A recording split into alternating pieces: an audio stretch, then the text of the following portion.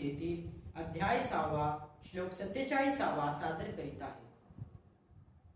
योगिनामपि सर्वेषां मद्भक्तेनान्तरात्मना श्रद्धावान् भोजते यो वा स मे युक्ततमो मतः.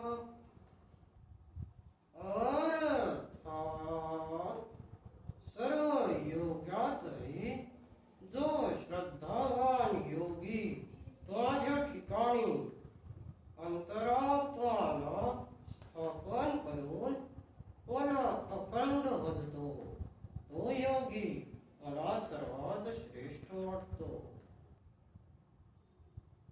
ओम तत्सदिति श्रीमद्भगवद्गीतासु